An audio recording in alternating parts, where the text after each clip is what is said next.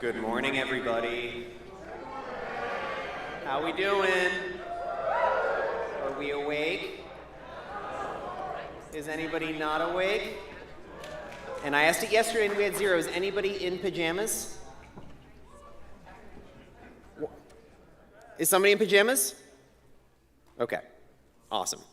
Welcome again to the start of the 2022 Physics Congress. We're really excited to have you all. And we have a super awesome, exciting speaker. We excited?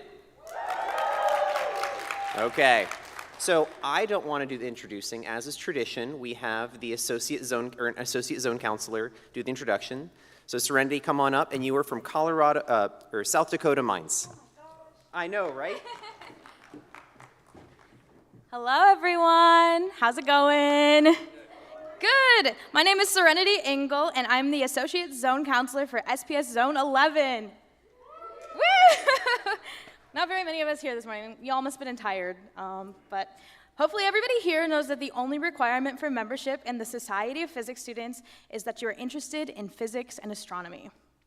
I bet many of you can say that you were super into space or wanted to be an astronaut as a kid, and I'm also sure that many of you never grew out of that, which brings you here.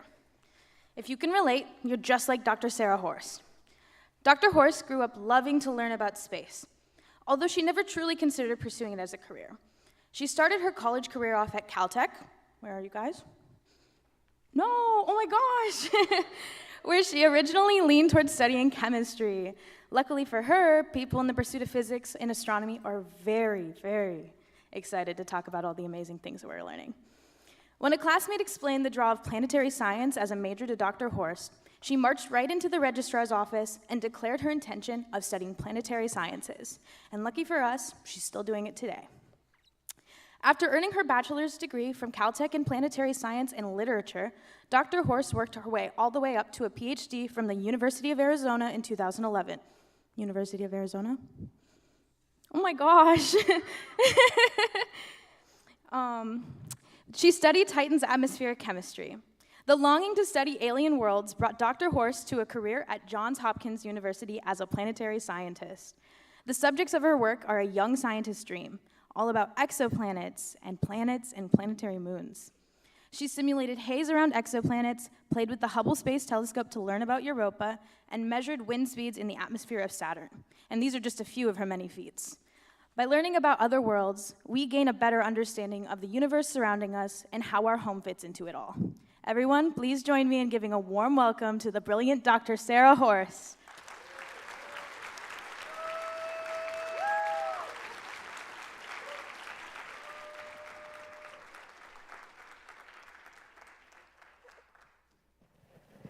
Okay, I have a microphone on, so we're doing good so far.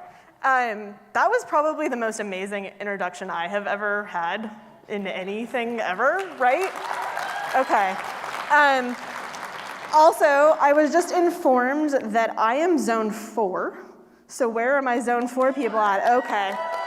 So at least some of you have some affiliation with me. I don't know where the Caltech, Arizona folks are at. Anyone from the University of Colorado? Oh my gosh, okay. Well, I don't know what's happening with physics at my former institutions, but we'll talk about that later. Thank you for having me, and thank you for being here at early o'clock on a Saturday.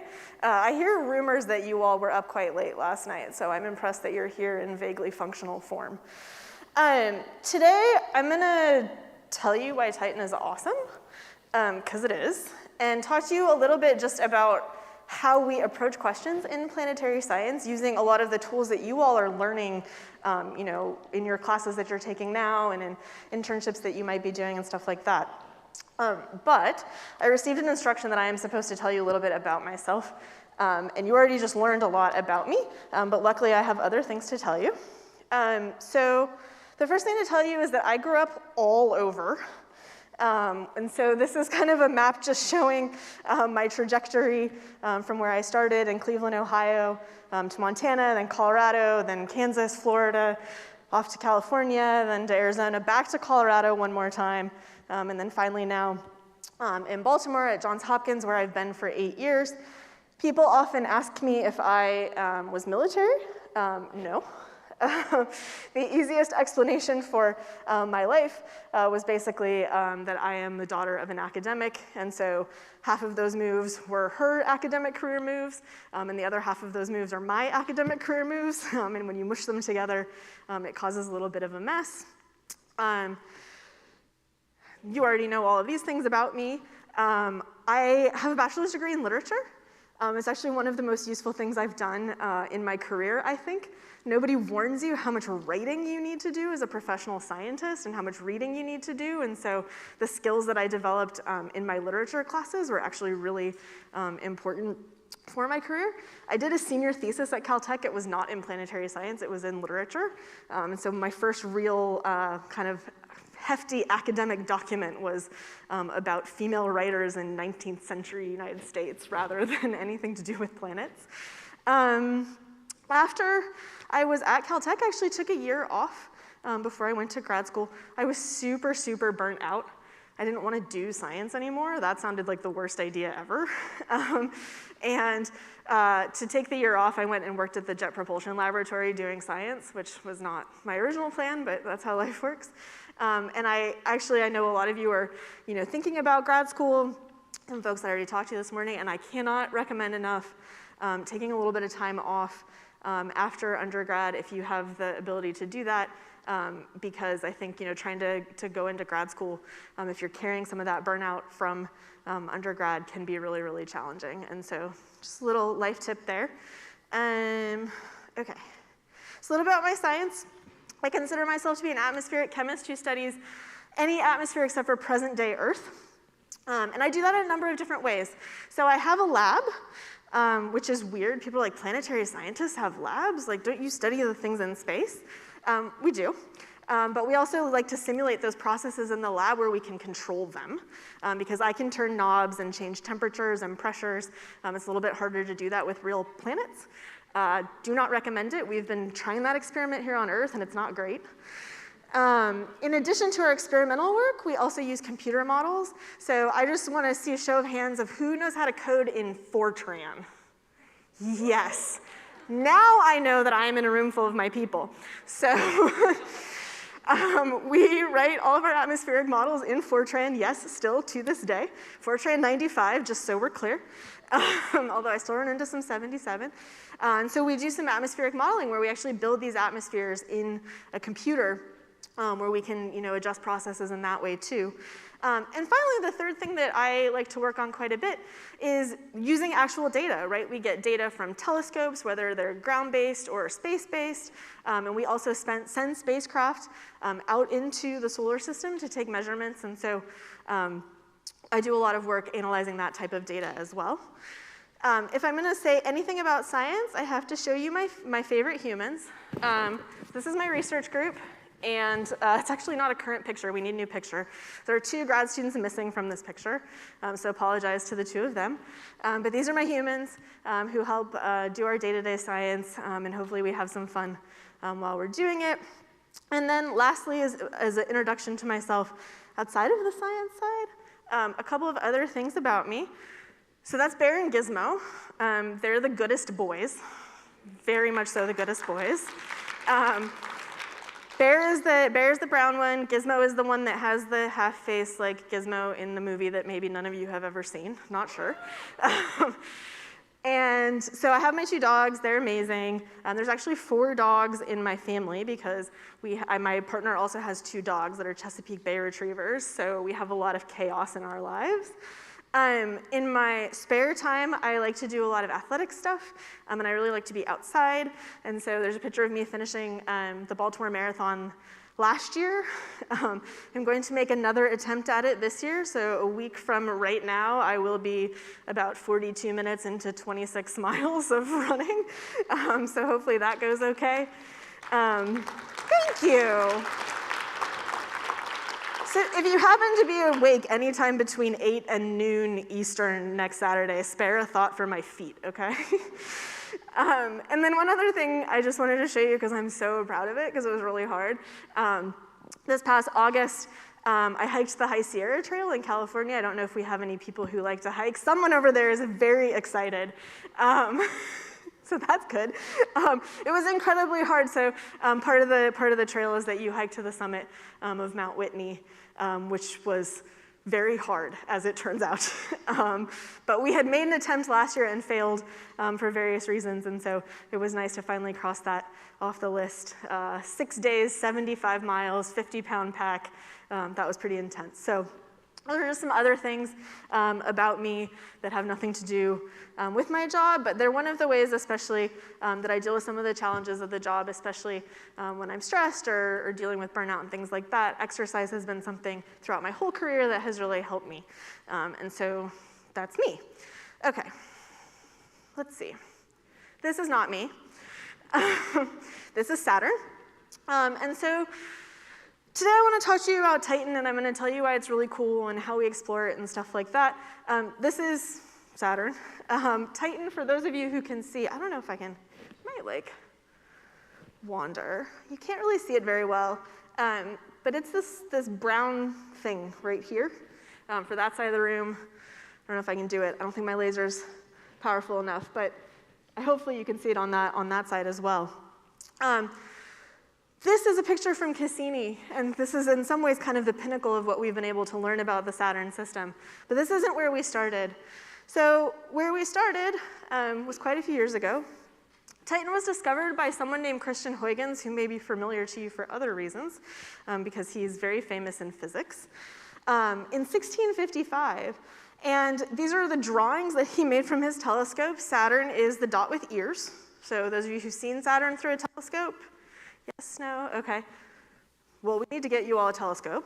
Even through relatively powerful binoculars, you can see that Saturn's a dot with ears. But he noticed that there was another little dot next to the dot with ears. And he observed it over a few nights and saw that the dot was moving. And from this, he inferred that Saturn had a moon. So that's 1655. Basically, nothing happens for like hundreds of years in our understanding of Titan because we just didn't have the tools. And so Titan was going to stay just this point of light in the sky for quite a long time. That starts to change in the 1900s.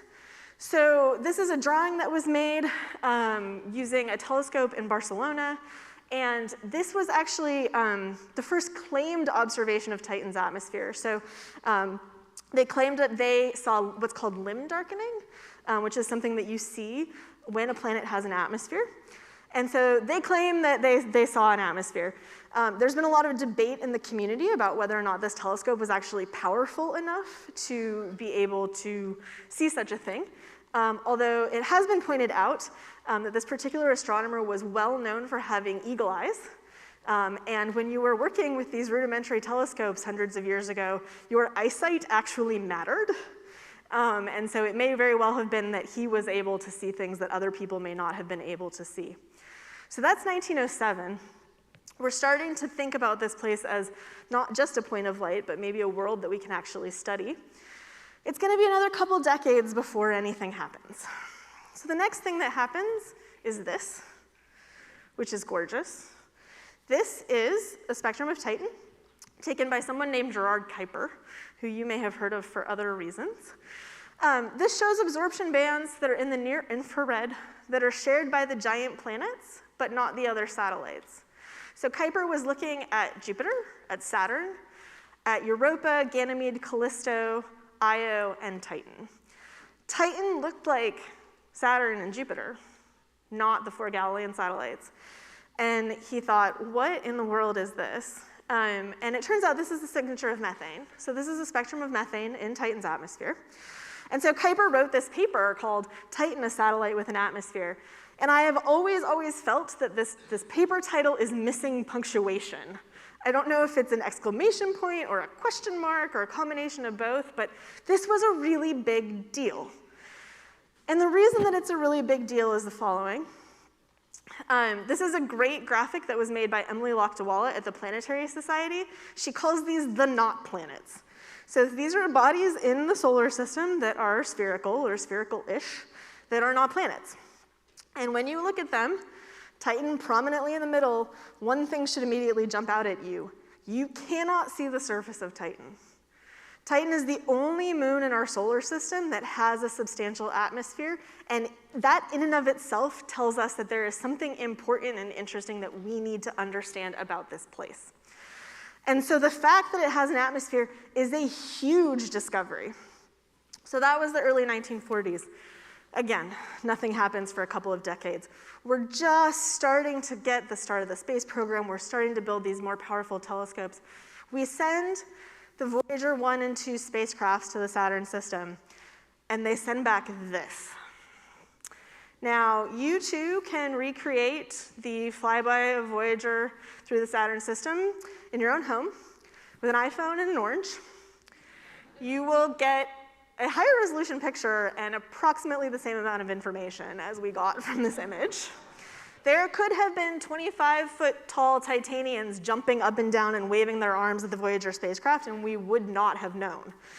Because Titan's thick atmosphere, which we'll talk about in a second, obscures the surface. This is annoying. This is like a planetary scientist's worst nightmare. You're not going to tell us anything? Luckily, the Voyager spacecraft were carrying other instruments, right? We have other ways that we can sense these worlds besides cameras. And one of those instruments was an infrared spectrometer. So in the same way that Kuiper studied the composition of Titan's atmosphere and discovered that methane, we were now able to discover that there were all kinds of other molecules in Titan's atmosphere. So you're going to see things like acetylene.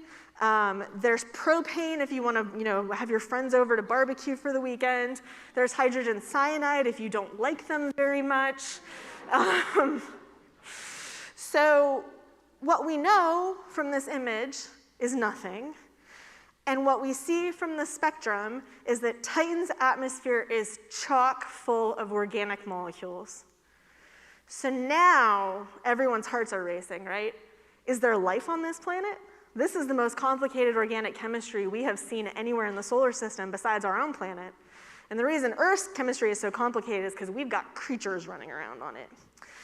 So after the Voyager flybys, immediately everyone is like, we need to go back to Titan.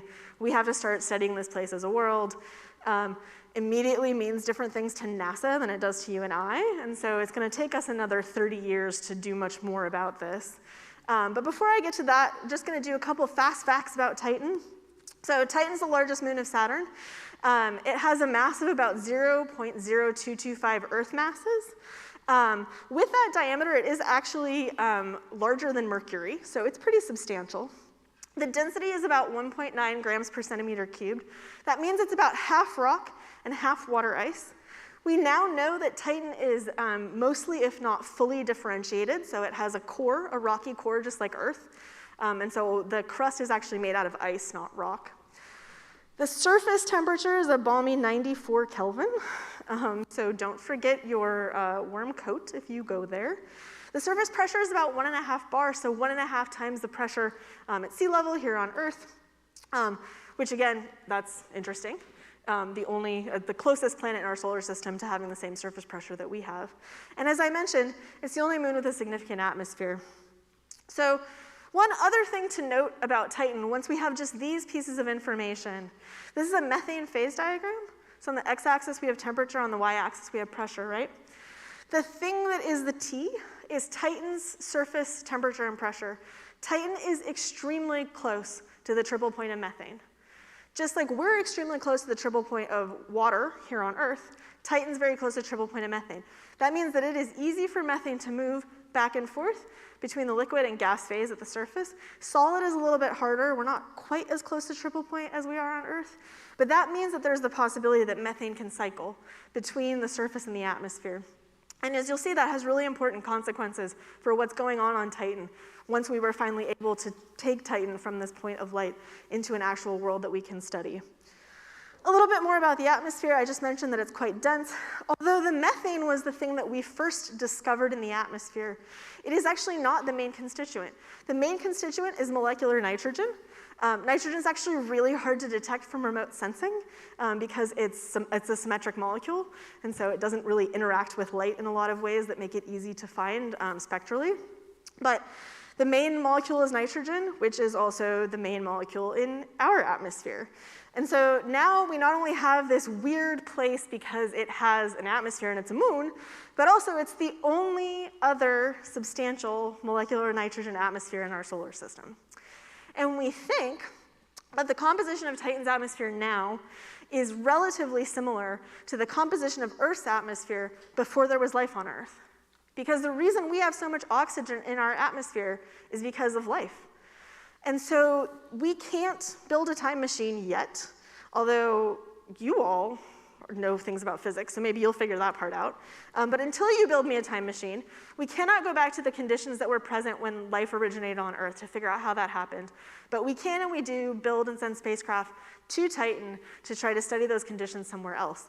And so that's one of the reasons why we're so interested in learning more about Titan. But the story doesn't stop there. Light from the sun breaks those two molecules up. We call this photochemistry. The pieces of those molecules are radicals, they're ions, they're highly reactive. They run around, they make new friends, make new molecules. And we end up with, if anybody's taken organic chemistry, this is a little bit of a, okay, yeah, we have some of you. I hear there's like a bunch of double majors running around this joint is something I learned this morning. All the organic chemistry words are in Titan's atmosphere. So we have hydrocarbons, which are made out of carbon and hydrogen, because scientists have no creativity. We have nitriles, which are carbon bonded to nitrogen. Those molecules continue reacting with each other until they form particles in the atmosphere very similar to the way that smog forms on Earth. And so Titan has this thick haze layer, which was one of the things that prevented Voyager from being able to see down to the surface. There's also some oxygen-containing molecules. Carbon monoxide, water, and CO2 have been detected in Titan's atmosphere. Of those, the most abundant is carbon monoxide, which has been detected at 50 parts per million. That doesn't sound like very much, but that actually makes it the fourth most abundant molecule in Titan's atmosphere. So I'm just gonna pause for a second to talk about why I bothered to put this on a slide. So all of life on Earth is based on the same small set of molecules. The ones we talk about a lot are amino acids, which are the building blocks of proteins, and nucleobases, which are the building blocks of DNA and RNA, and some of our sources of energy, right? All of life on Earth uses those same set of molecules. All of us, from the tiniest creature to the biggest dinosaur, same set of molecules. That set of molecules is based on a small set of atoms. The smallest set that we tend to talk about is carbon, nitrogen, hydrogen, and oxygen. Those four. All four of those atoms are present in Titan's atmosphere, participating in this really complicated chemistry that we first got a taste of from the Voyager spacecraft. So we're like all in now. This place has complicated organic chemistry that has all of the ingredients for life. It has the possibility of liquid on the surface, and we haven't been able to see the surface. So what do? We build a spacecraft. So this is the Cassini-Huygens mission. It was a joint mission between NASA and ESA, which is the European Space Agency. It launched in 1997. It arrived at Saturn in 2004. So if you're thinking about studying the outer solar system, I hope that you are patient. The Huygens probe, which is the kind of, if you see the big circular thing on the front of Cassini, that's the heat shield for the Huygens probe. Descended through Titan's atmosphere, landing on its surface on January 14th, 2005. Cassini's mission ended on September 15th, 2017, when we intentionally, which is very important, crashed it into Saturn. It was on purpose, I promise. That's a whole different talk, but we learned some really cool stuff from that. Cassini carried 12 instruments, Huygens carried 6. In both cases, these are a combination of what we call remote sensing instruments and in situ instruments. So the remote sensing instruments, they look. There are cameras, there are spectrometers. Our in situ instruments are the ones that kind of taste and smell and touch, so things like a mass spectrometer or a magnetometer, stuff like that. So we got a whole lot of data from this mission. I like to call this Titan's baby picture. This is the first picture that Cassini took of Titan. It is still a point of light at this point in the mission, and this is actually before Cassini had even gone into orbit around Saturn. So it was still possible when this picture was taken that this was going to be the only picture we got of Titan. Luckily, the engineers were awesome and everything went well. I always laugh at this picture, though, because nobody ever bothered to process it. It still just looks like it came off the spacecraft.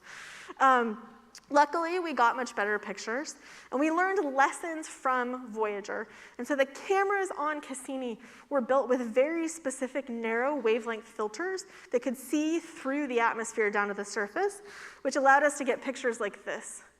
So this is what Titan looks like from space in a very narrow filter that doesn't get impacted by the haze and by the methane in the atmosphere. This was actually one of the last pictures that Cassini took. Just to be a little bit sad and rest in peace, Cassini, this is the last picture of Titan that Cassini took right before Titan helpfully used its gravity to send Cassini careening into Saturn.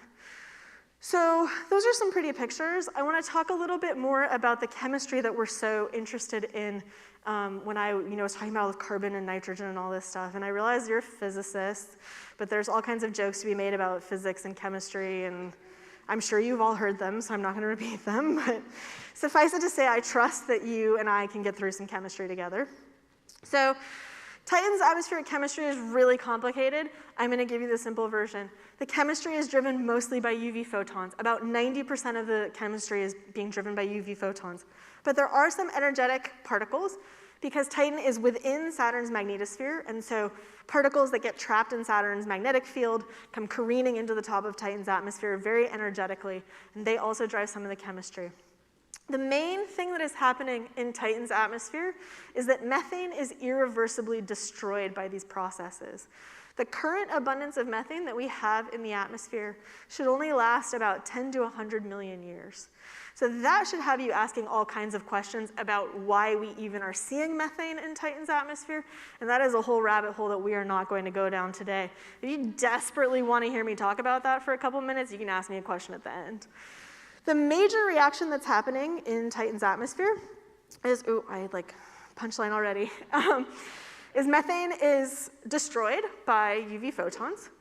The two main products of those chemical reactions are ethane, C2H6, and hydrogen. The ethane condenses because Titan's atmosphere is actually quite cold. At the tropopause, it's 70 Kelvin. Almost every substance known to humankind condenses at 70 Kelvin. Very few things escape that cold trap in the tropopause. So the ethane goes down to the surface. That's a one-way trip. Once the ethane is on the surface, there is not enough energy to ever get it back up into the atmosphere, so it is stuck there for the rest of its life. The hydrogen, on the other hand, because Titan is little and it doesn't have really strong gravity, just goes off into space. So the ethane condenses, the hydrogen escapes, and this is why methane is destroyed, because the pieces of it that went and participated in the chemistry are gone forever from the atmosphere. We can't get it back. This is a simple version. This is a slightly more complicated version, and believe me when I tell you that this doesn't even begin to scratch the surface of what these reaction networks actually look like, but suffice it to say, complicated. These are the main molecules that those chemical processes make. So I already mentioned the methane and the hydrogen. Carbon monoxide is actually also a product of photochemistry that's to do with the fact that this tiny moon Enceladus is shooting water at Titan, and when that water participates in the chemistry, it makes carbon monoxide. We also have ethane, acetylene, propane. I always forget what C2H4 is called, hydrogen cyanide, and carbon dioxide. So those are the most abundant molecules that we see in the atmosphere. And we were able to detect basically all of these molecules from Voyager. So that little spacecraft that could and still is off there talking to us occasionally really revolutionized our understanding of Titan's atmosphere. But Cassini was really a game changer. So bear with me for a second, because this is a little complicated. Prior to the arrival of Cassini, the heaviest molecule that had ever been detected in Titan's atmosphere was benzene, which is C6H6. It has a mass of 78. It was discovered in data from the European Infrared Space Observatory in the late 1990s. So Cassini, at this point, has left Earth. It's on its way. And it is carrying a mass spectrometer that was designed and built specifically to measure this complex chemistry in Titan's atmosphere. And this mass spectrometer goes up to a mass of 100. Now, we think we're good, right? We've never detected molecules heavier than 100 on any planet except for Earth. And the only one we know about is benzene, and that's 78, so we're solid. So if we were right, This is what a mass spectrum of Titan's atmosphere would look like from 0 to 100. And these are real data, although they're not from the mass spectrometer. So we get there and we do a bunch of mass spec, and it's great. Cassini was carrying a plasma spectrometer whose job was to study the little itty-bitty energetic ions in the magnetosphere. Things like electrons and protons, not complicated organic molecules. But they start flying through Titan's atmosphere, and this plasma spectrometer called CAPS, it's on, because why not? And the CAPS team kind of shows up at a team meeting one day, and they're like, we have a thing we need help with. And the rest of the team is like, what'd you do? And they're like, well, this weird thing keeps happening when we fly through Titan's atmosphere. And we've done all the troubleshooting we can come up with, and it's real, but does it make sense? And everybody's like, well, spit it out, let's go. These are data from that plasma spectrometer. So the x-axis is mass. The y-axis is just kind of number. So rather than going up to 100, which is what the mass spectrometer was designed to do, there are ions in the top of Titan's atmosphere that have a mass of 10,000, not 78. And so we were very lucky that this instrument was capable of detecting these kinds of things, because otherwise we would have had no idea that, we've been saying the chemistry is complicated this whole time. It's kind of just a joke at this point, haha, Titan's chemistry is complicated, yeah, whatever. And then, so now trying to explain to our colleagues, no, when we said complicated, we really mean it this time. And so just give you a sense of how messed up this was. That's benzene, 78. This is not a real molecule I'm about to show you, just to be clear about that. I don't want to get letters from any of our OChem folks. This is just a demonstration. This is what something with a mass of 10,000 would look like. So instead of having 6 or 7 carbon atoms like benzene does, we're talking about 700 or 800 carbon atoms. This is the size of a small protein. It's being made by chemistry in Titan's atmosphere. This is the very top of Titan's atmosphere. We haven't even gone through the whole rest of the atmosphere and gotten onto the surface yet. So this discovery has really changed everything about Titan. It's also really changed our understanding about how particles form in atmospheres, and so there's a lot of other implications for how we're studying other worlds in terms of atmospheric chemistry. Okay, so this is kind of where I enter the story. I was in grad school when all of this was going on, and we had been running chemistry models of Titan's atmosphere, which is why I know so much Fortran.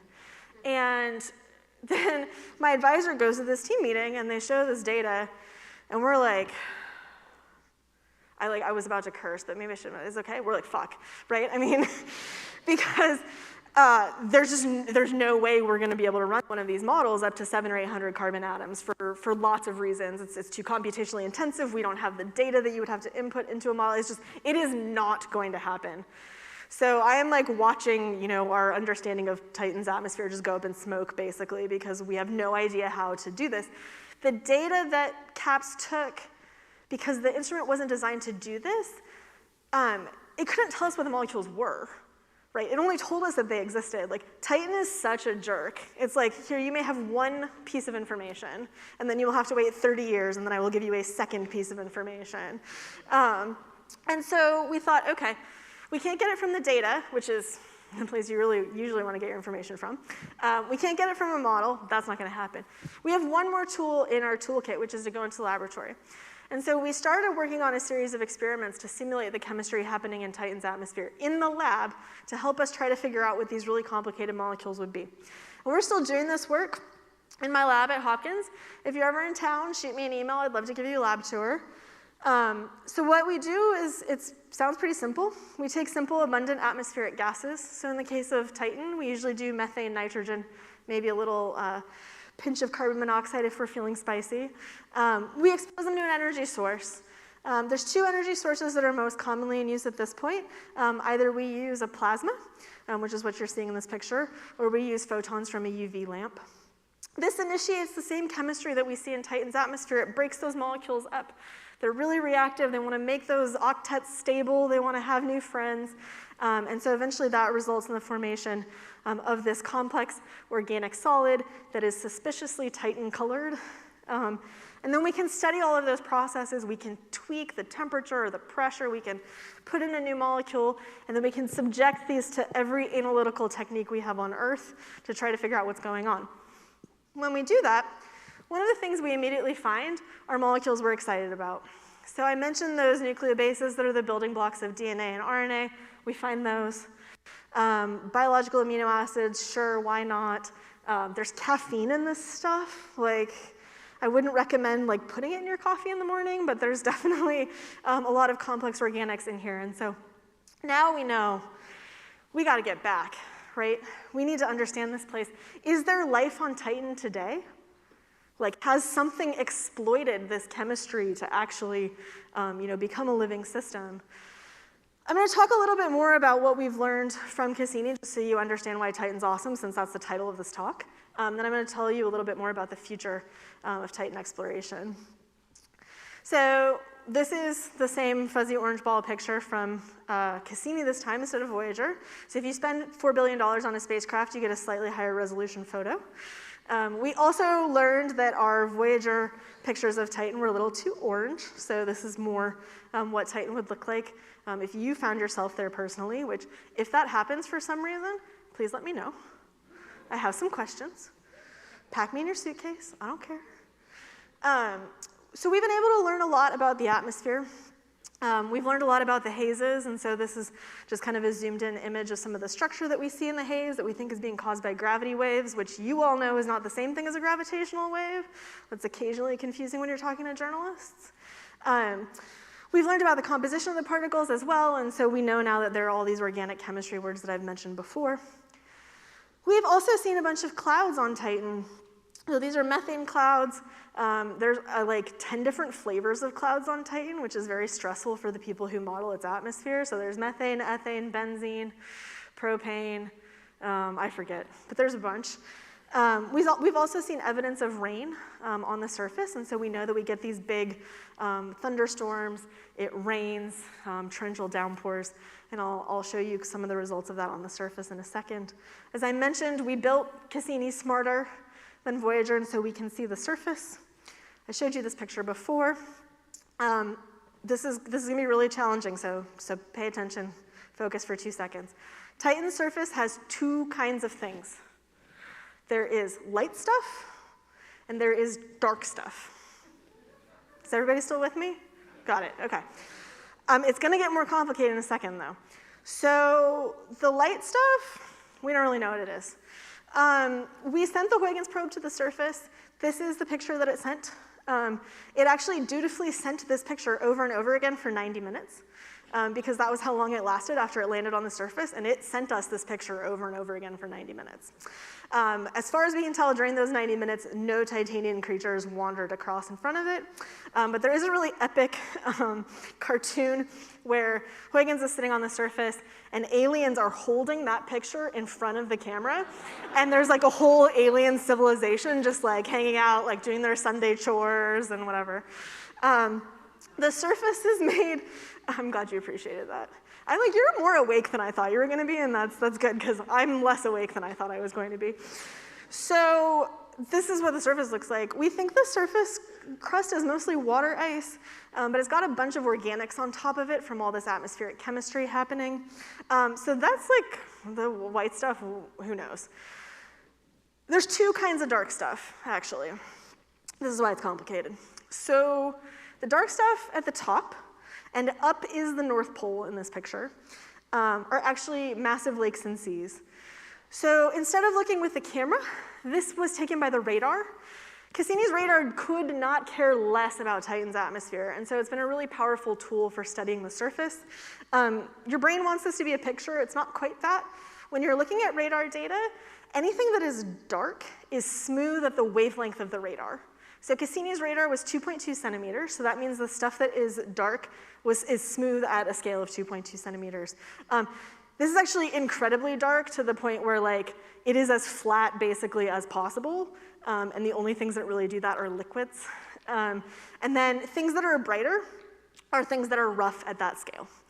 And so I think we can all look at this and recognize it immediately. These are giant lakes and seas. They're river channel systems. They have this beautiful dendritic structure just like we see on Earth. So this is cool. We're really interested in the lakes and seas for a lot of reasons. First of all, we think that life requires a liquid. There's lots of reasons to think that that is true. We are a little biased because the liquid we require is water. But there's not necessarily a reason why it would have to be water. And so, maybe there's little fish swimming around in the lakes on Titan. I don't know, someone should go check.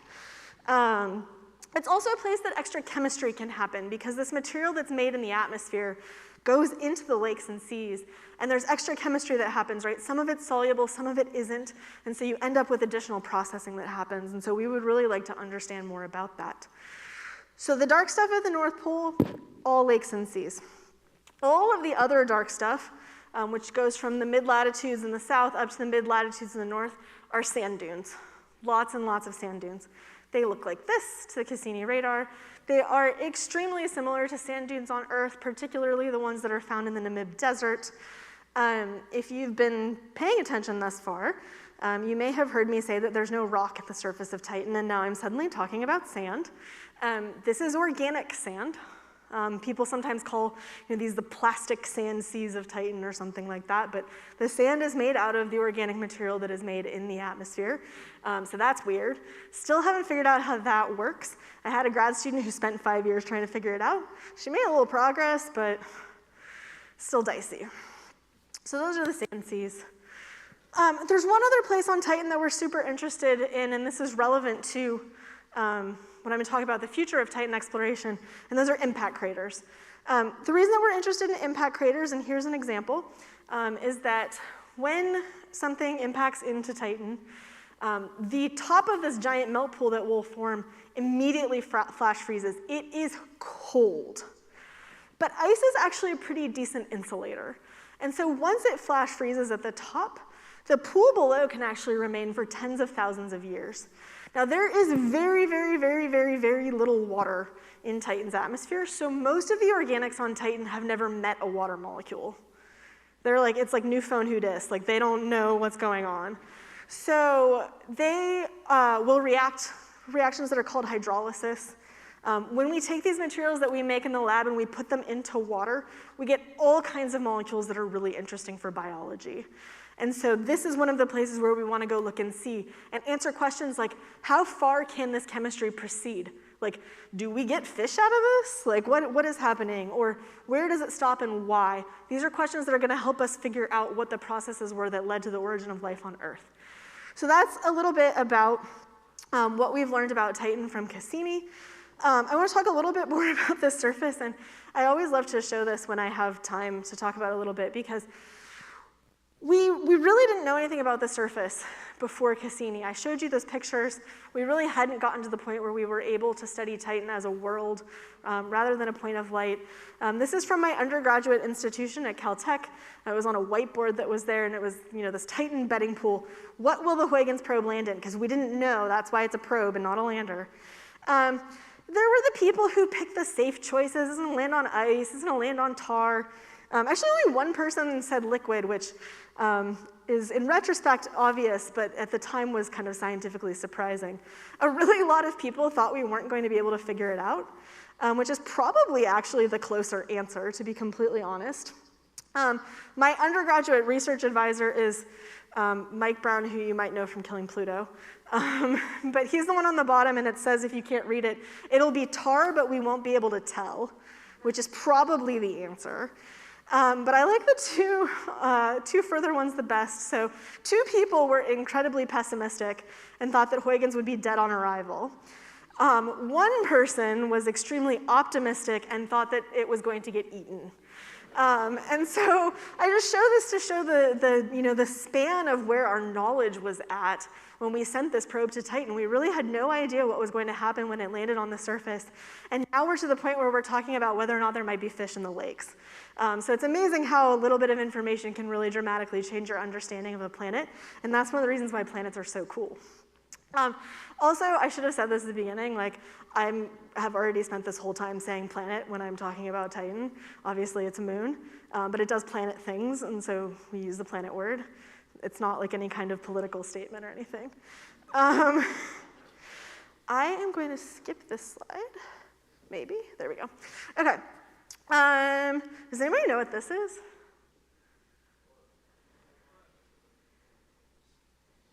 There's a hand right there. It is. It's a sun glint. This is, oh, I get chills every time I show this picture. Sorry. This is the first sun glint from another world. So this is sunlight reflecting off of one of the lakes of the North Pole.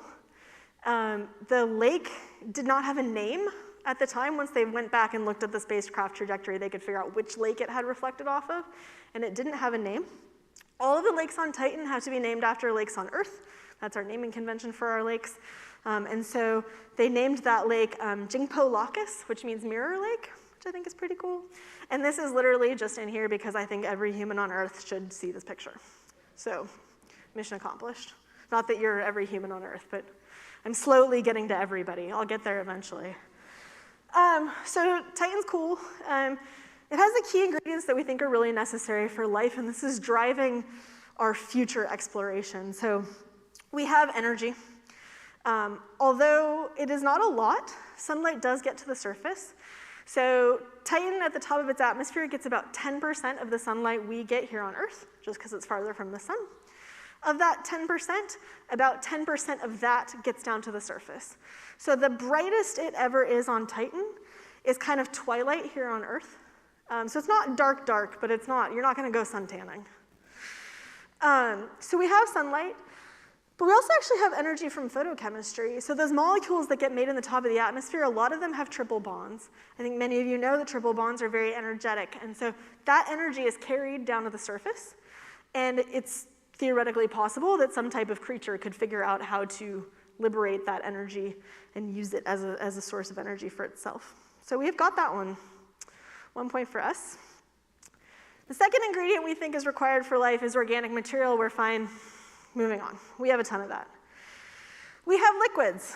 I forgot to mention, Titan has a subsurface ocean, just like Europa and Enceladus and all the places everybody talks about. We just forget to tell people because Titan's doing all these other cool things. Like, we don't have to show off our ocean because we have other shiny things to talk about.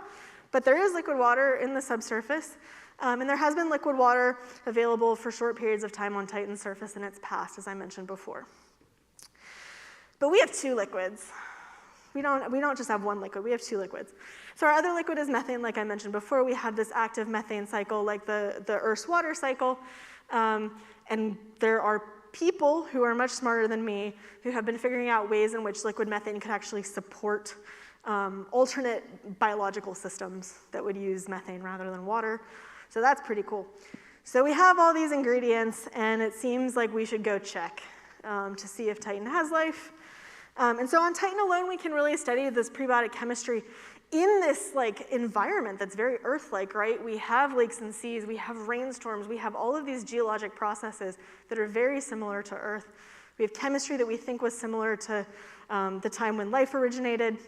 And so this is why I think Titan's awesome.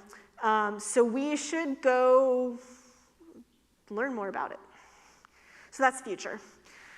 So what's next? And what's next is Dragonfly. I don't know if most of you can see, but the ones of you who are up close who've talked to me already today, this is my Dragonfly dress.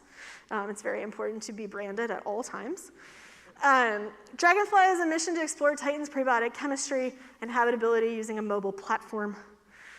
So this is what we're going to do. This is a rotorcraft lander that's designed to do in situ, in the place investigation of this chemistry I've been talking about and about Titan's habitability. Does Titan have all these conditions in more specific terms to support life? What does this tell us about the processes that led to the origin of life on Earth? All of these things. Now, I just showed you that Titan's surface is really diverse, so we don't want to send another lander.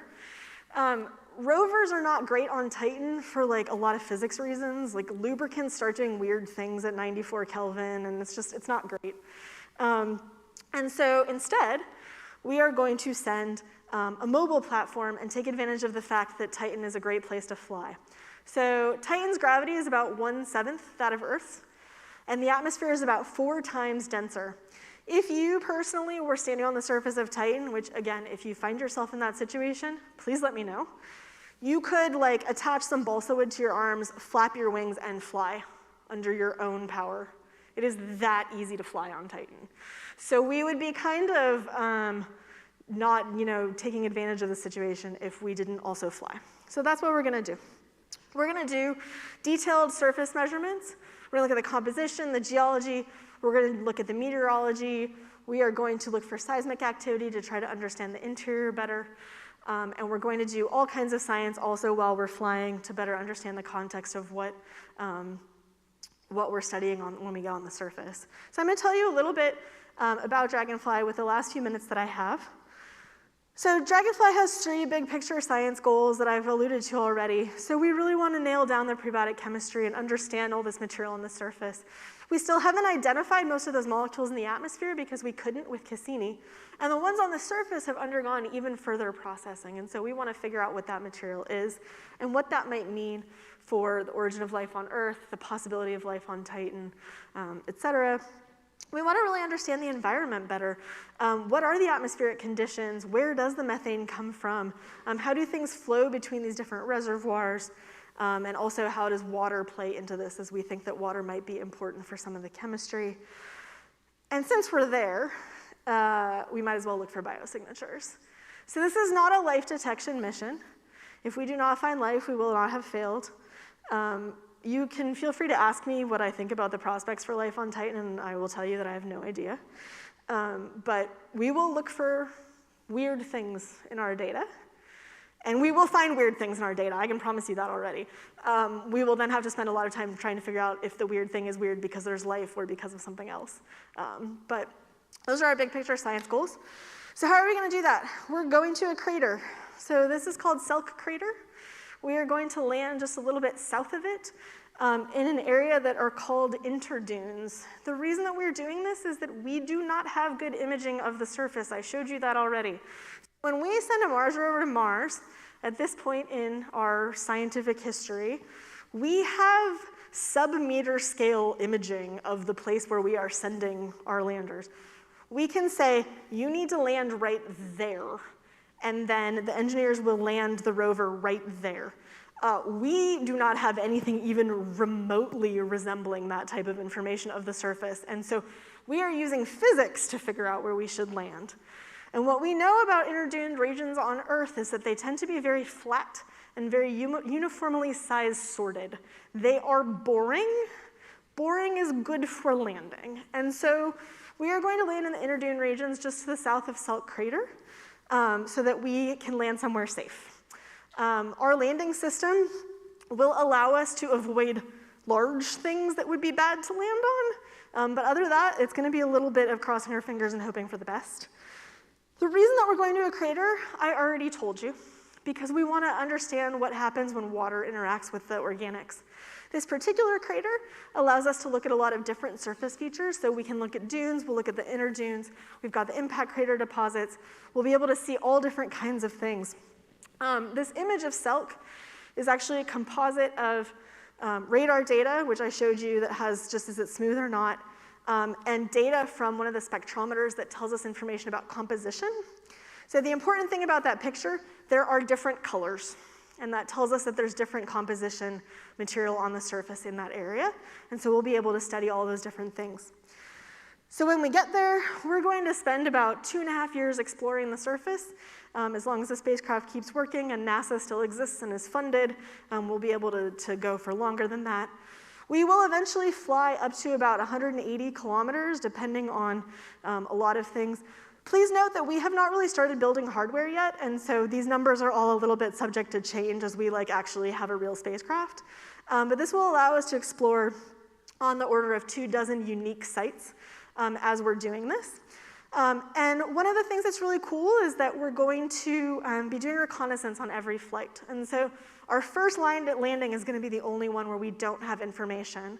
So what we'll do after that is we'll fly past where we want to land, get imaging data of our landing site, and then go back and land. And so we're always scouting for our next landing as we're flying to make sure that we don't have to do our little dangerous first landing ever again. Dragonfly is carrying really powerful instruments. It's carrying a mass spectrometer called DRAMS. It's carrying a couple of drills, which we call DRACO, which stands for the Drill for Acquisition of Complex Organics. It is carrying the coolest named instrument ever to exist in the history of NASA, which is called DRAGONS, which is our gamma ray neutron spectrometer. That will also give us kind of bulk composition information. We have DRAGMET, which is geophysics and meteorology, and we have DragonCam, which is all of our cameras. Our cameras are really pivotal because they're going to help us fly. We don't have GPS, we don't have maps, so we have to be able to figure out where we're going, and our cameras are going to do that for us. But they're also going to help us do science. I'm going to skip a bunch of slides. They're not that interesting anyway. We'll see if I can make this video work. Where's my, come on. So this is a little animation of getting to Titan. So we're going to descend on a parachute till we're about 1 kilometer from the surface, and then we are going to cut the cable and see whether or not we can actually fly. So in case you're wondering when the most stressful day of my whole entire life will be, it's this day. So that's good. Assuming nothing has gone horribly wrong, we will fly to our first landing site in the Inner Dunes region. We will raise our antenna and phone home and tell everybody it's fine, we're still alive. So that's the high gain antenna going up. We're talking directly to Earth. We don't have a relay orbiter or anything like that. We will, at our first landing site, use our drills to access samples, do our measurements. When we all agree that we have done enough science in this place, we will fly off to somewhere else. We've got about 50 scientists on the science team right now, so you can imagine trying to take a road trip with 50 of your best friends, with everybody wanting to go a different direction. So the decision making will be a little bit challenging, but I have faith that we'll be able to figure it out.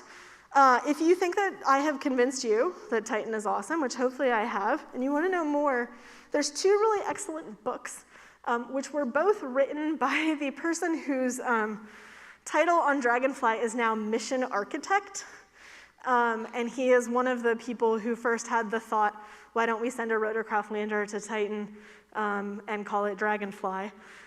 He wrote Lifting Titan's Veil. His name's Ralph Lorenz, by the way.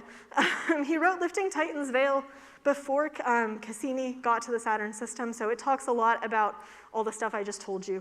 The history of Titan exploration, what happened during the Voyager era, how Cassini got built. And then he wrote Titan Unveiled a few years after Cassini got to Titan, and really talked about all of this new information that we had just received and were trying to chew on, and a lot about what it was like to be working on Cassini at the time. And so there's a lot of kind of behind the scenes of how all this mission stuff happens, which I always think is really cool. So these 2 books are really great. You can follow me on Twitter if you want. At this point, I used to talk about science a lot, and now I mostly rant about how much email professors get, so it might not be that interesting. I do also tweet pictures about my dogs occasionally, if that's more your speed, although they have their own separate account, so you might want that one instead. It's Boopelfloof. I should have put that on the slide. You can also send me an email if you have questions, and like I said, if you're ever in Baltimore, and you want to come see the lab, it's not nearly as exciting as it might sound, but I think it's pretty cool, and I'd be happy to give you a lab tour. And with that, I just really want to thank you for your attention. I know that it is early on a Saturday morning, and you all are tired, and so I really appreciate you at least laughing at a few of my jokes. And with that, I would love to take any questions that anybody has.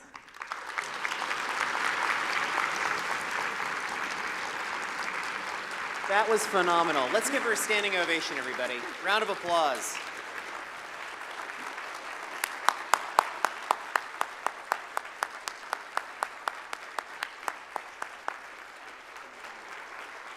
Thank you.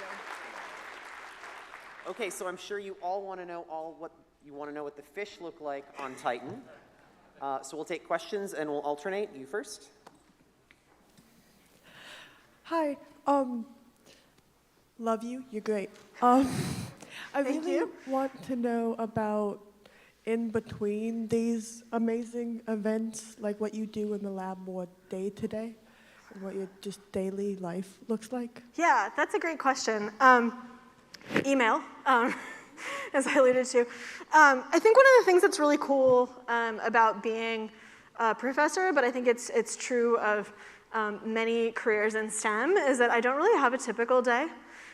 So some days I'm teaching, some days I'm talking to a fantastic audience of brilliant young people, some days I'm sitting in faculty meetings and questioning my life decisions. And so it's really different day to day, and I think that's one of the things that can be really rewarding about it, because you have a lot of autonomy to kind of choose what kinds of things you want to do, and also lets you kind of play to your strengths and maybe avoid some of your weaknesses. So I really like doing outreach stuff, and so I do a lot more of it than I think other people would necessarily do, and I do less grant writing than I probably should do. But that's one of the things that's kind of cool about it. So it's definitely never boring, which is mostly a blessing and occasionally a curse. Ooh, that's not on.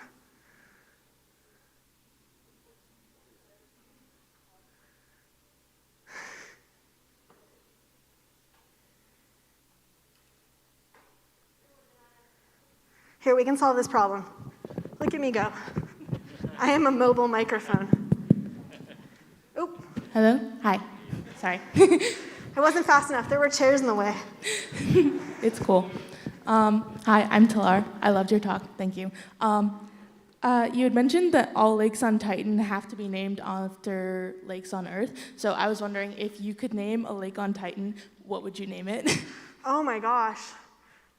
I'm always amazed when people, because I talk about Titan a lot, and occasionally people ask me a question I've never been asked before, and it's very stressful. Okay, I can answer it. So I grew up I showed you where I grew up, but I say I grew up in Great Falls, Montana, because that's where I lived the longest of that whole thing I just showed you. There's a lake outside Great Falls, Montana called Holter Lake, which is where I spent a lot of summers water skiing and tubing, and I don't know if anybody, is anyone from Montana? Where are my Montanans at? No one, okay. Water is very cold, so these are formative memories from my childhood of in July being in freezing cold water. And so I would name it after Holter Lake because that's my favorite childhood memory lake. Hi, my name is Minjun, and I'm a big fan of Elon Musk, who is trying to terraform Mars, which is a planet, but I don't know, your research, how do you think it is really applied in real life? Maybe because of your research, we can terraform more efficiently, something like that? That's a good question. I'm going to separate your question into two questions. So people definitely have talked about trying to terraform Titan. Some pretty bad things would start to happen if you made Titan warmer, since the surface is made out of ice. If you start making it warmer, it will melt, and bad things will happen. People have spent a lot of time discussing the fact that Titan might be a better host for human settlements than, say, Mars for various reasons, having a thick atmosphere that protects the surface being one of them. But I don't think too much about those kinds of questions, although atmospheric chemistry is certainly involved in it. The second part of your question that I kind of parsed out was to do with how does this matter? How does this apply to everyday life? And I would say it doesn't most of the time. But I think curiosity-driven work is really important. And one of the things that I also think is really important is that when you do hard things, you learn lessons you couldn't have predicted. And so there's a lot of, and there's great websites that show all the NASA spin-offs and stuff, but a quick story. The Galileo mission, which went to Jupiter, had a high-gain antenna, the antenna that all the data was supposed to get sent back to, that looked like an umbrella, right? So it was deployable. You have never seen a spacecraft since that does that for the following reason. When they went to deploy the antenna would not deploy. It was stuck in closed umbrella position, which is a bad day. Why am I telling you this story? Galileo had a smaller antenna that was meant just for what we call tones, like just to say, like, I'm still alive. And so the engineers had to figure out how they were going to send back all the data that they were supposed to take that was meant to go through the high gain antenna, through this low gain antenna instead. The work that they did is now used in many of the compression algorithms that we use to like text selfies to each other. And so when we do these hard things, we really push the boundaries of what we know for technology, for how teams work, for all of these different things. And so I think that there's a lot of value in curiosity-driven research, but also to recognize that when you do hard things, you will get good things out of it. You might not be able to predict it, which makes it a little harder to sell to Congress. But I think that's one of the reasons why what we do is important.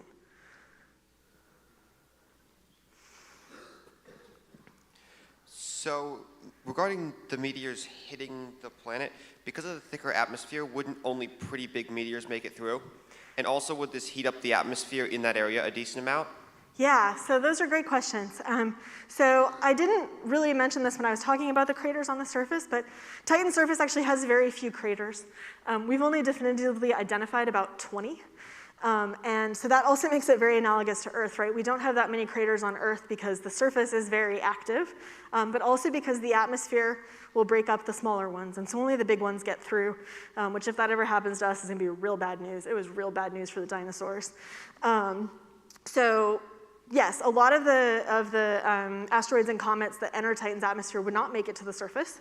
The ones that do will absolutely wreak havoc. So they heat the atmosphere. Impacting the surface is going to dump a whole bunch of water into the atmosphere. Hopefully most of you know that water is a greenhouse gas. And so Titan's atmosphere will not just locally heat up, but if the impact is big enough, will actually cause the whole atmosphere itself to heat up for quite a large period of time, depending on the size of the impactor. And so if there are Titanian dinosaurs, they may also have had a bad day at some point, or may at some point have a bad day in the future. Hi, my name is Alexis. I wanted to ask you, so you spoke a little bit about your literature background and that helped you, but I know in your introduction, we talked a little bit about how you were interested in chemistry. And I'm a bio kid kind of, so big fan of the chem. And like, I was wondering how your chemistry background or maybe even interest has influenced what you do now as a planetary scientist. Yeah, that's a great question. So I took biology and chemistry and physics in high school. My mom is a biologist. I absolutely hated biology in school. I think that was more to do with the teacher than anything else, which is a big life lesson for those of us in education. Chemistry was my favorite subject. I apologize for saying this to all of you, but I absolutely hated physics. I don't have, like, whatever that magical intuition is that you're supposed to have to do physics, where you just like do things by symmetry or whatever, I don't have that part of my brain. And so physics was very hard for me in high school and in college. And so I always was kind of more wanting to do chemistry type stuff. And then when I got to Caltech, which Serenity had talked about a little bit, I thought I was going to major in chemistry. That's what I told Caltech. And then my freshman year, I was talking to a classmate in, like, I think our intro physics class. And she's like, oh yeah, I'm going to major in planetary science. And I was like, what is that? And she explained it to me. And I was like, that's a thing? You mean I don't have to pick a science? I can do all of them at the same time? And she said yes. And so like in the story, I marched myself. Because we didn't do things, the internet wasn't really a thing. And so I marched myself to the registrar's office and declared planetary science. But that said, for that degree, I still had to take a bunch of chemistry classes. So we used to joke we had to take the hardest class of every major. So like I took P-Chem, I took Mecky's thermo class, I took Diffie-Q, I took, what's the hardest physics class? Quantum. I took all of these horrifying things. But I really liked the chemistry classes. And so when I was trying to decide what I wanted to study in grad school, I definitely was much more drawn to the chemistry side of planetary science. My office neighbor at Hopkins is a planetary scientist, and he's a Mars geologist. He thinks about rocks all day. Rocks are one of the most boring things in the world to me, which my colleagues all know, so I don't feel bad saying that publicly. So there's lots of different flavors of planetary science, and my flavor is the chemistry side of it.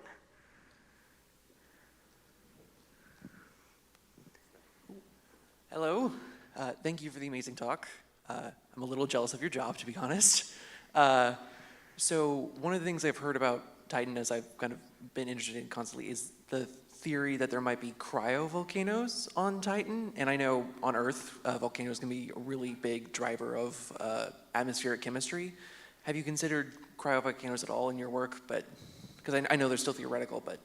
Yeah, that's a great question. I'm going to take advantage of my backup slides.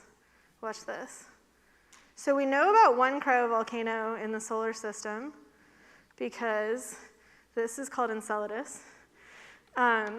So Enceladus is shooting water out of its south pole. We call that a cryovolcano, cold volcano, right? We don't know if Titan has cryovolcanism or not. There is one feature called Doom Mons, which looks suspiciously like it might be a cryovolcano. It's like a mountain with a giant hole next to it, which kind of screams volcanism. But we don't know definitively whether or not there is cryovolcanism on Titan. That is a really good way to get Titan scientists yelling at each other, actually, which does happen sometimes because scientists don't always behave like the adults that they are. And so we don't know. What we do know is that it will absolutely have an impact on atmospheric chemistry. And cryovolcanism is, as I mentioned before, already having an impact on Titan's atmospheric chemistry because a bunch of that water that's coming out of Enceladus gets ionized, it hitches a ride on the magnetic field lines, goes out to Titan, gets dumped in the top of the atmosphere, and ends up becoming carbon monoxide. And so even a non-Titan cryovolcano is impacting Titan's atmospheric chemistry, which I think is really cool. But it's still to be determined whether or not Titan has or had at some point in the past active cryovolcanism. That's a great question, though. Thank you. Hi, my name is Brianna. I'm kind of interested in atmospheric science and meteorology and stuff. I was just wondering, what's the timeline for that Dragonfly mission? Oh, that's a great question and an utter failure of my presentation skills. So our current plan is to launch, well, actually, let me back up a little bit, just so you get a sense of how this all goes down. We are now 5 years into working on this mission. So I started working on Dragonfly in 2017. At that point, it was a drawing on the back of a napkin from a conversation at a happy hour. We put together the proposal faster than I think anyone has ever written a NASA mission proposal, from the paper napkin stage to the hundreds and hundreds of pages with engineering drawings and budgets and everything. We were selected on our first try submitting, which is relatively unheard of. The NASA mission selection process is very, very similar to The Bachelor, and we somehow managed to get the final rose, so that was great. So we have been selected for, I think, 2.5, when did the pandemic start? So I guess we were selected 3 years ago. And so, we're testing things and working on building things and working on finalizing our design. We'll finalize the preliminary design sometime in the next few months. Once that gets approved, then we'll really start gung-ho working on building hardware and the thing that will eventually launch. So eventually launch is currently slated for June of 2027. At that point, we will have already been working on the mission for 10 years. Hopefully it does not blow up on the launch pad, because otherwise that would have been 10 years of work for a very expensive fireworks show. That is going to be the second most stressful day of my life. The first one was the landing one, the other one, yeah. We're gonna be about 7 years in cruise, depending on what kind of rocket we get and we don't know that yet. That's not our job. NASA buys us the rocket, and they tell us, here is your rocket, and then we use the rocket. So we should get there about 2033, 2034. Like I said, we should last about 2.5 years. That's what we call our nominal mission. That's what we've promised NASA we will be able to do.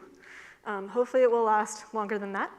I am like vaguely contemplating retiring after Dragonfly because I will be approximately that age by the time the mission is over. So by the time we get there and finish our nominal mission, we will have been working on the mission for 20 years. Yeah. Hello. First, I want to say thank you for the very interesting talk. It was a great way to start the morning. You presented a lot of open-ended questions. So there's a lot of things about Titan that you mentioned are left to be discovered. And I'm interested in hearing which one of these questions excites you the most, and if there's any really specific details that you're looking forward to getting answers to. That's a great question. So, I mean, I think the question that excites me the most is whether or not there's life on Titan. That will be a very challenging question to answer for lots of reasons. And so, since that question is a little bit of a cop-out, I'll narrow it down a little bit more.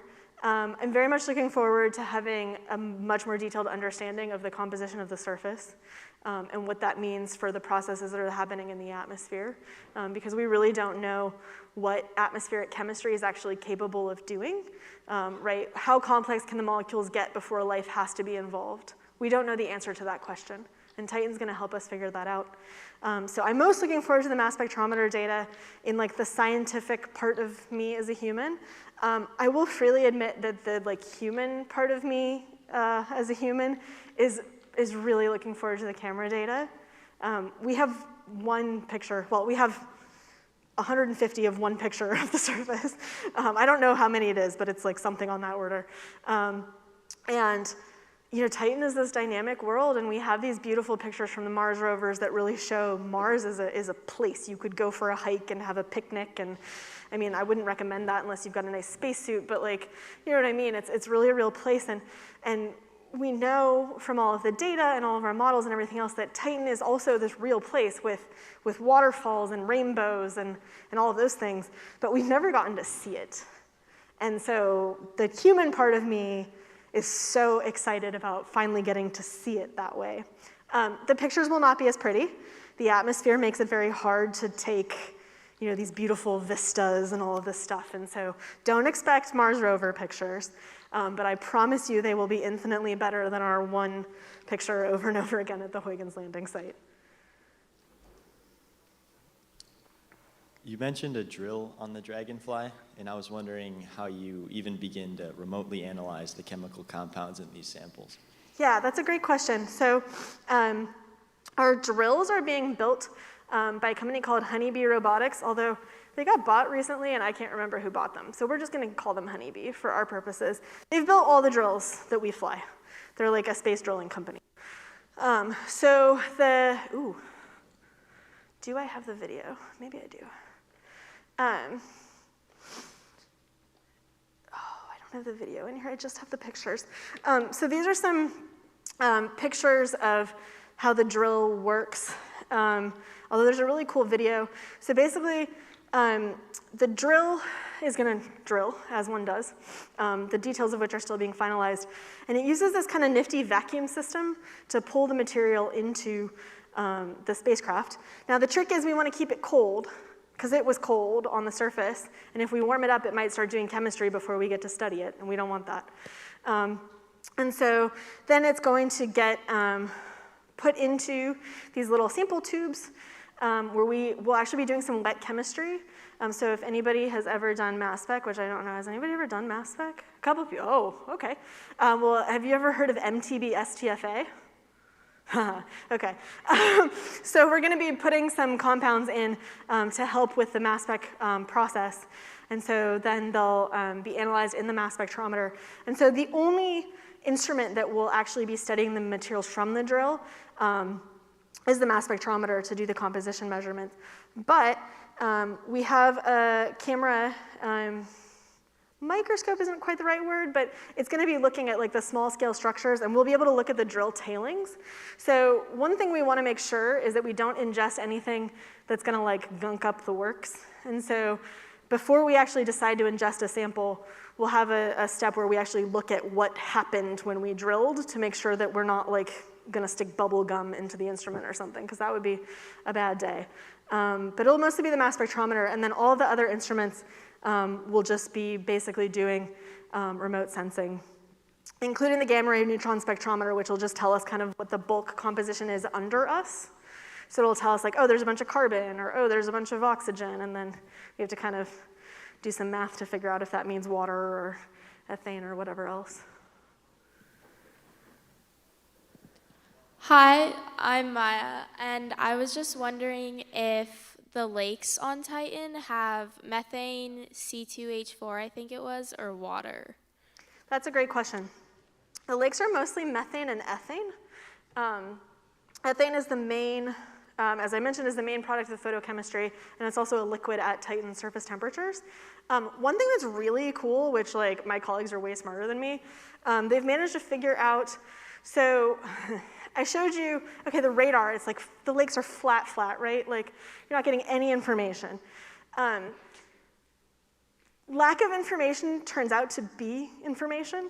And so people have actually been able to figure out using like what the electrical conductivity of liquid methane and liquid ethane are, the fact that the lakes actually have different compositions because of the ways that they're interacting with the radar. So some of them have more ethane, some of them have more methane. That's really cool. The other thing that's really cool, and I don't have a picture, which is a failure of this talk, they figured out that in some of the radar data, they're actually getting a secondary reflection off the bottom of the lake. So the ones that are shallow enough that the signal isn't completely attenuated. So they've been doing bathymetry of Titan lakes from orbital data, which is like the coolest thing I think I've ever heard. Like I said, my colleagues are much smarter than I am. I would never be able to figure out how to do that. But so the lakes are mostly methane and ethane, and then all of the other stuff that I talked about, because all of those things are liquid or solid at Titan surface temperatures. Even a little bit of nitrogen will dissolve. Nitrogen is soluble in methane. So even though nitrogen isn't solid at 70 Kelvin, yeah, it's not solid at 70 Kelvin, it will dissolve in the lakes as well. Oh, we're way in the back now. Hi. So I was wondering if there was any data or evidence you'd seen that suggests that there's no life on Titan or will never be life on Titan. That's a great question.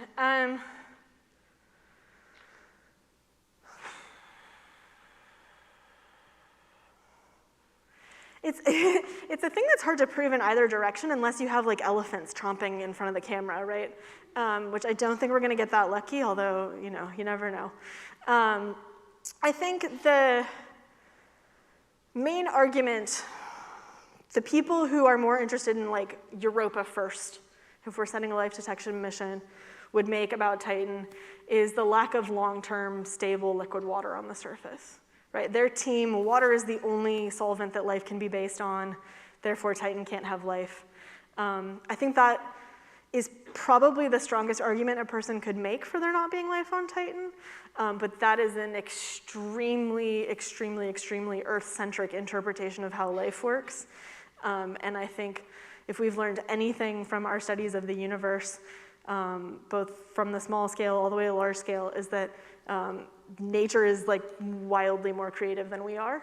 And so I think if it is possible for there to be life using liquid methane, I think it like probably should exist on Titan. So maybe we'll find out sometime. So I'm interested in both aerospace engineering and astronomy with the focus on exoplanets and radio astronomy.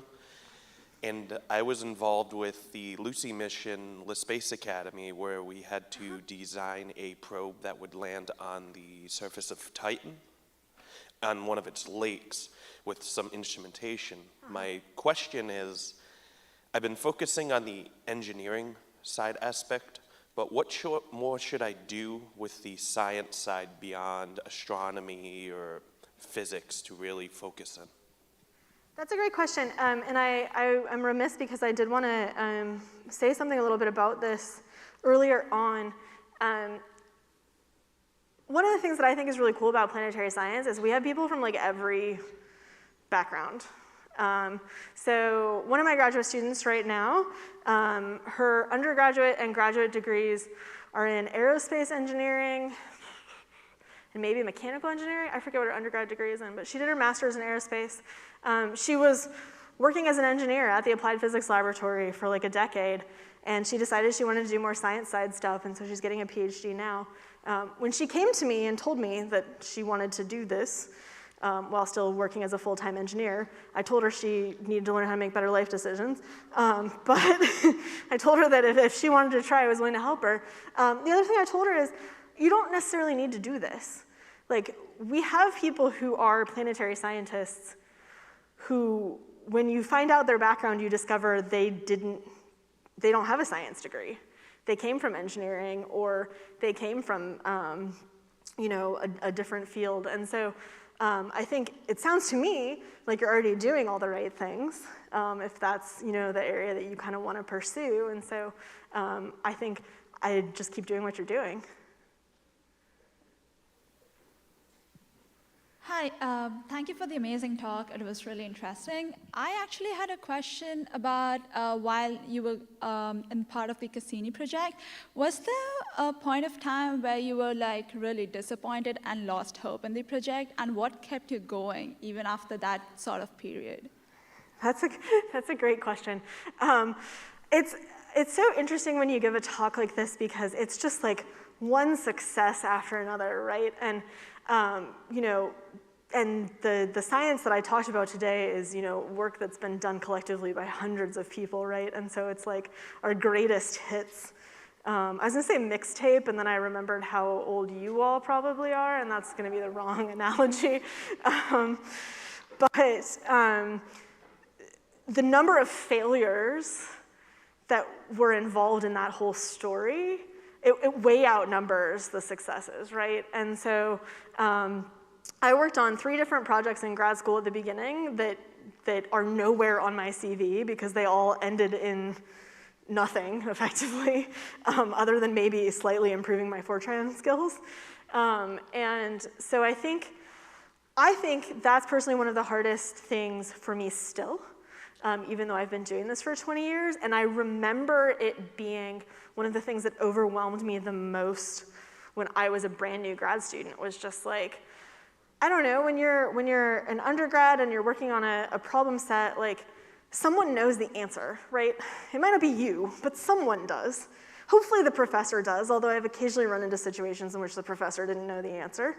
But someone knows the answer, and so you can get help. There's a solution there somewhere if you just keep working on it. But when you start doing research, no one knows the answer, which is the whole point. And you are quite possibly, especially as you move on in your career, the world's expert in the thing that you are trying to do. And so it's quite possible that no one can help you. And it took me a really long time to get used to that. And kind of having to remind myself, like, if I'm not failing at things, I'm not pushing the boundaries of what we know, right? If it's easy to do, first of all, it's probably already been done. And second of all, you're not at the cutting edge. You're not going to answer these big picture questions. And so I think the way that I normally would deal with it, depending on the day, was either going for a run, which would help, or throwing myself a pity party and opening a container of ice cream and laying down on my couch and turning on some horrible reality TV show and having a little woe is me moment.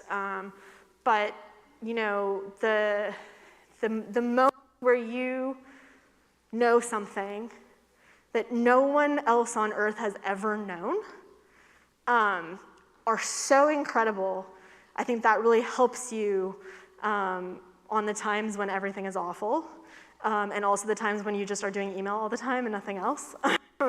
So I think, it's just, it's really normal for it to feel terrible.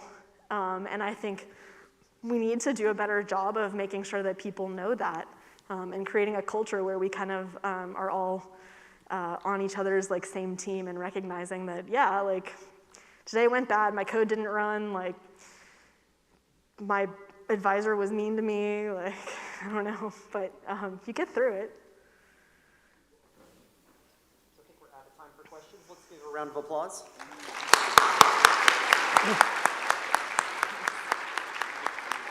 Thank you. Oh my gosh.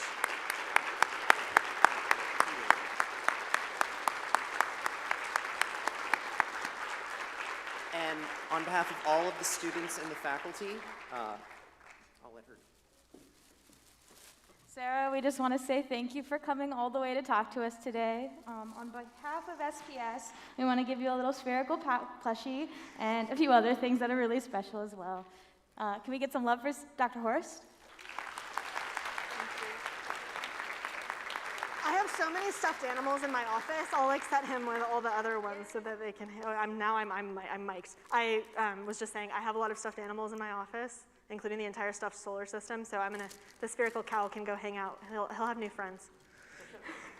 Thank you. And Dr. Hörst has been very gracious with her time and offered to stick around. So if you want to get a quick selfie or ask a little follow-up question, there will be a couple of minutes for that.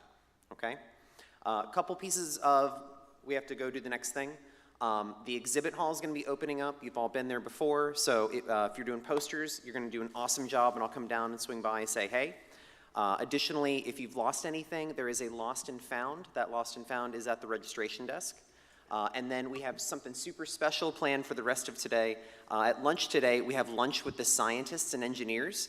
So we have invited people from NASA and NIST and the Naval Research Lab and all the wonderful, amazing companies and institutions around Washington, D.C. to have lunch with you all. So when you come back for lunch, there will be scientists at your table that do like scientist engineering things. It's going to be so awesome.